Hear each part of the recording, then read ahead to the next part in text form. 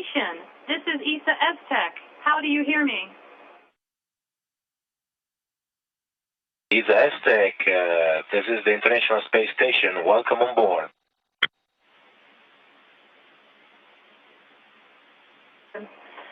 Thank you, Paolo. You are now connected with the students in Toulouse, Cologne, Frascati, and Lisbon.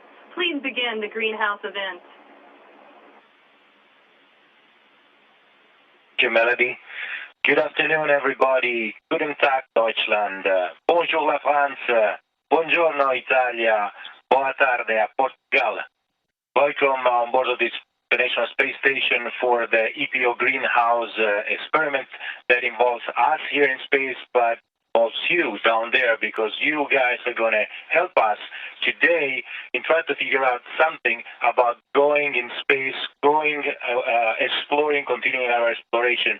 We're going to do together something to verify that if we can actually put plants in space, grow things that we can eat, and important to have them germinate, have seeds, and try to reseed them again. This is something that not clear yet, and we want to see how this microgravity environment, radiation environment, and different environment does to these plants. So we have here a mini greenhouse. It's already set up here in a corner, but we will now together work and make sure that the greenhouse, the experiment starts. So I'm going to start by putting on some gloves, because we don't want to contaminate the plants, nor then to contaminate us here in space. You on the ground, when you will do your experiment, you will not need to do this. And then we'll work together. We'll put some water into the chamber and initiate the growth.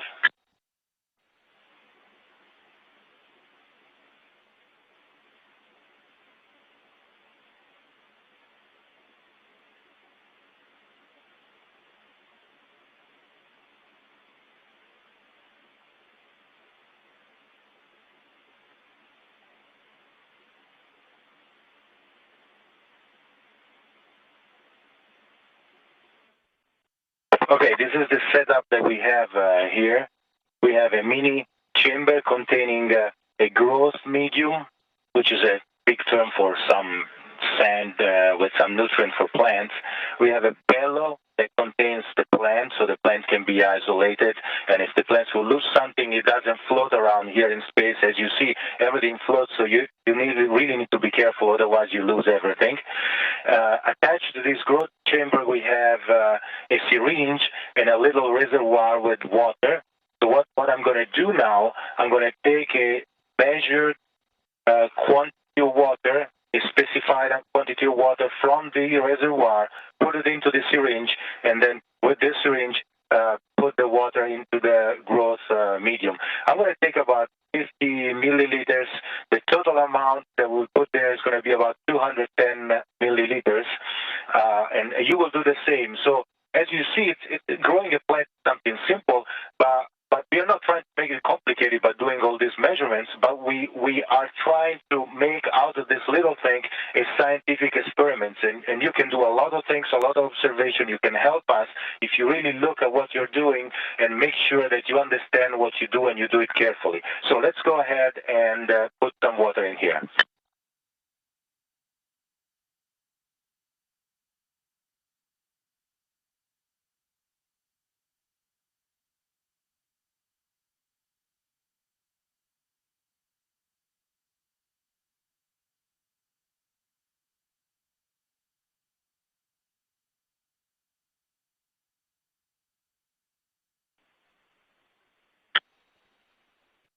And now carefully I'm pushing the water into the growth chamber. We don't want to go too fast because the water may spill or it may flood the chamber. We want to make sure that we put enough force to get the water in there, but slowly, so the growth medium, the earth, the dirt that is inside there gets wet homogeneously without creating a spot. And here we are about a half of it.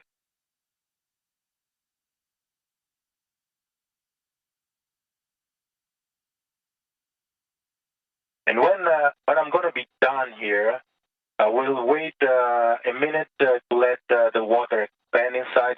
but then we will actually drain the excess water, if there is any, just to make sure that we don't leave water inside floating around. This can cause, especially here in space, some mold, some growth, something inside that we don't want.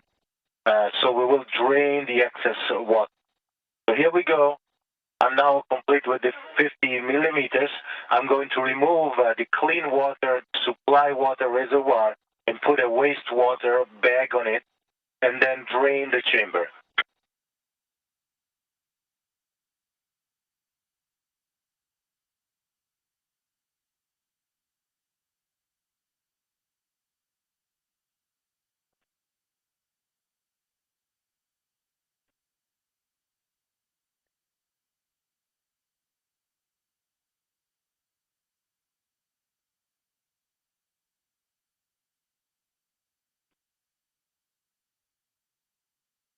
As you can see, a little bit of water came out, not too much, which means that all the water has been, all, the vast majority of the water has been absorbed by the growth medium. We also have a measure of how much water is given there, and this is also important to know.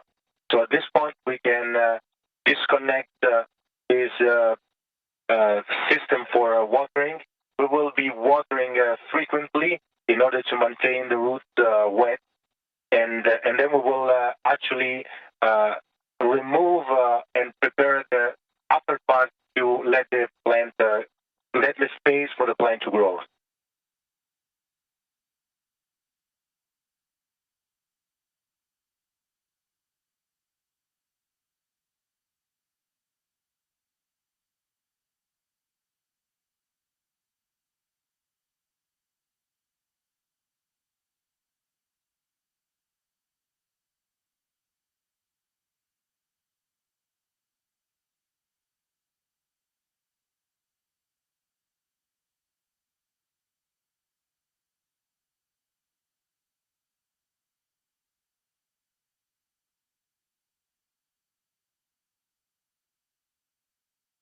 So inside the chamber we have 7 plugs, which correspond to the areas where the seeds have been planted.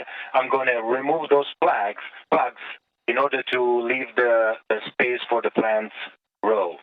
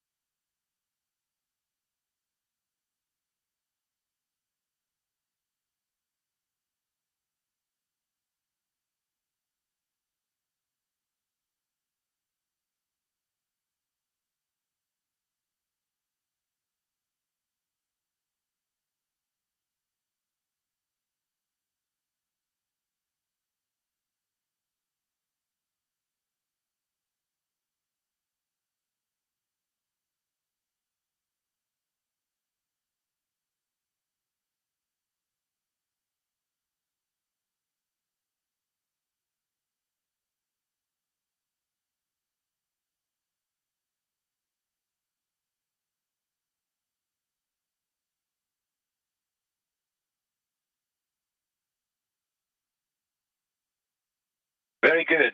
The plugs have been removed. Seeds are now free to grow. We will close the chamber and put it up in our corner, in our little corner that we have set up where there is a light. We have a controlled temperature environment, so we make sure that there is enough light, a good temperature, enough water for the plants to grow, and we will initiate our measurements the same way you will do on Earth, and then we will compare.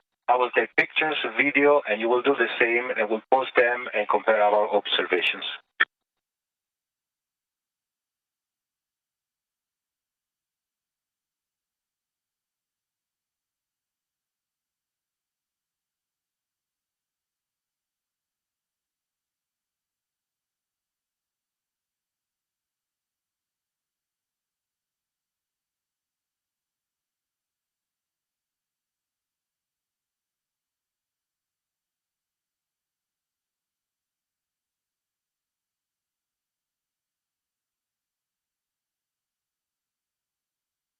As you can see in our corner there, we have two chambers. One has a seed of lettuce, and the other one, the one that we just initiated now, contains Arabidopsis, which is a plant that has a very known genetical build-up, so we can actually know what it's doing, and is very well known, very used in biology. So here is our setup, and so we can declare the experiment initiated. I'm looking forward to the plants grow. Maybe we'll eat some salad here. We have some fresh food here in station. It's not going to be enough for us to actually eat and survive on that, but for the future generation, for the future astronauts going to Mars, going even beyond that, this will be a very important. So altogether, today we're doing a very important step, and we're also having fun. So let's go ahead with your questions and see.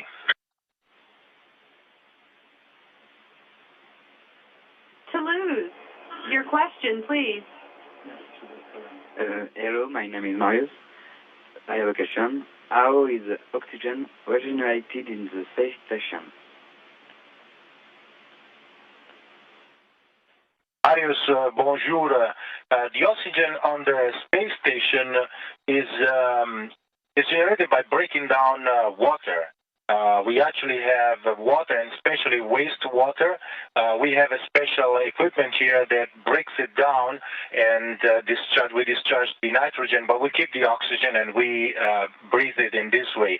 We have a very interesting system here on station because we have to recycle everything. We cannot throw away stuff, or at least we try to throw away the absolutely minimum, and oxygen is one of the resources that we need to maintain and be careful on how we use.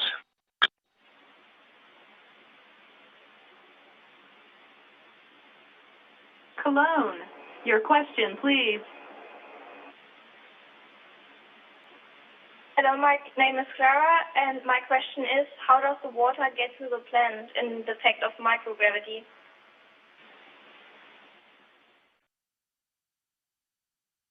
Hey, Sarah, the water, how the water gets to the plant? Well, the water is distributed inside this growth medium, and it gets homogeneously distributed in there. Plants actually have roots, and the roots seek the water. So it's actually the plant looking for the water more than the water looking for the plant. And this is also one aspect that we are actually looking into it, verifying if the fact that there is no more gravity, how this fact changes the way the roots go down on the growth medium and actually looking for water.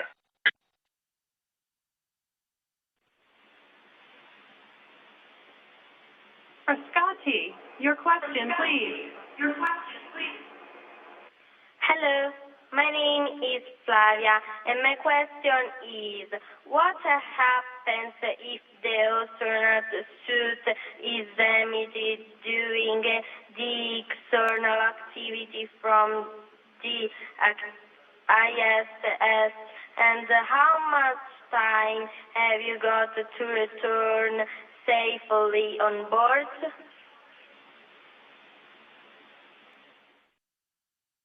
First of all, we really make sure that everything outside the station doesn't have any surface or anything that could cut or provide or put us in danger. So this is very well carefully checked and make sure that this doesn't happen. But in case this would happen, it depends on the size of the hole and how much air will actually escape from the suit.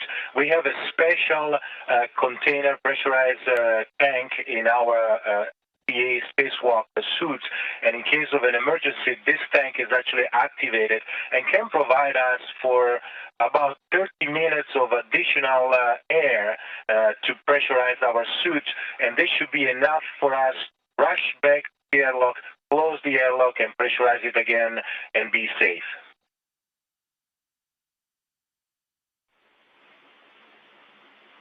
Lisbon, your question, please. Hello, my name is Simão, and my question is, how many times do we have day and night, and how do we deal with it on the space station? It's a very interesting question because we use the cycle of the sun and the night, day and night, to actually set ourselves and actually set our working day and our rest time.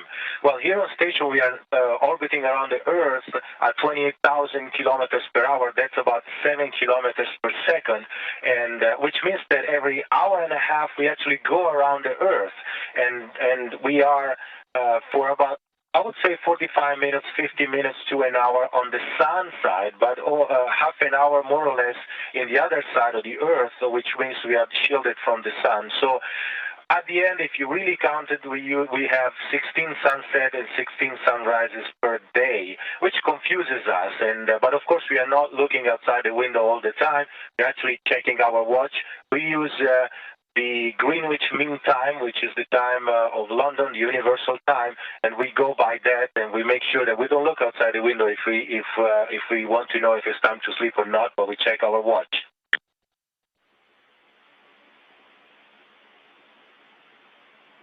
Toulouse, we have time for another question. Your second question, please. Hi, my name is Jenny, and my question is, how do you communicate with your loved ones from the ISS?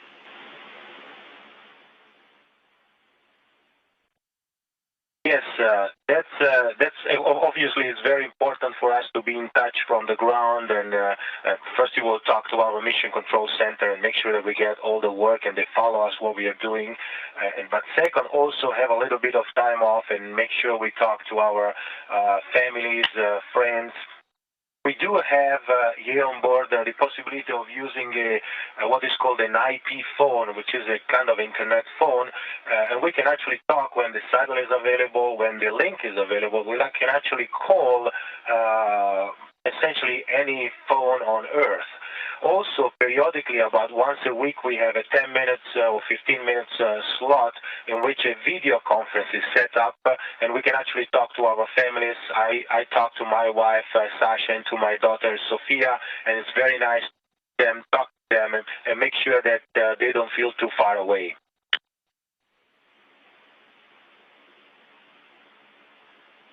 We have time for one last question. Cologne, your second question, please.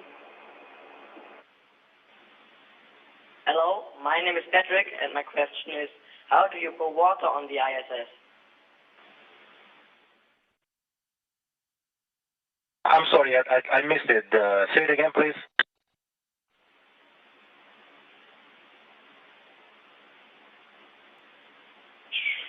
My name is Patrick, and my question is, how do you pour water on the ISS?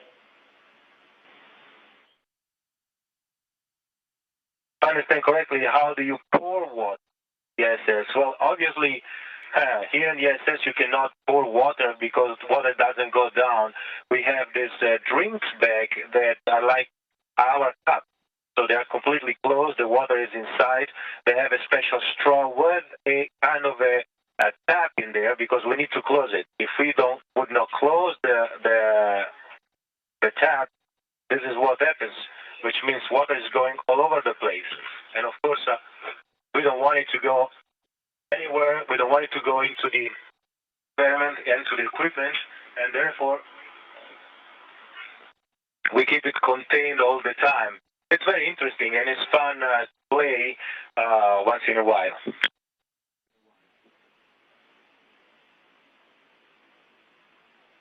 Paolo, Isa Aztec, we hear we're near the end of our time. We would like to thank you so much for the greenhouse demonstration today and for taking our questions. If you would say goodbye to the audience, we'd like to say goodbye to you. Yes, thank you everybody for being up here in space with me and my other fellow astronauts on board on the International Space Station. I'm pretty sure that you, when you grow up, will have the possibility to go in space. Space probably continue, exploration will continue. Thank you for helping us in following this experiment, doing your observations, comparing them with us, and help all of us in understanding better what happens. So, thank you to everybody. Thank you to everybody for your participation here, and we are looking forward see you on the internet and see you when I come back. We will do another of this section and compare the results. Ciao.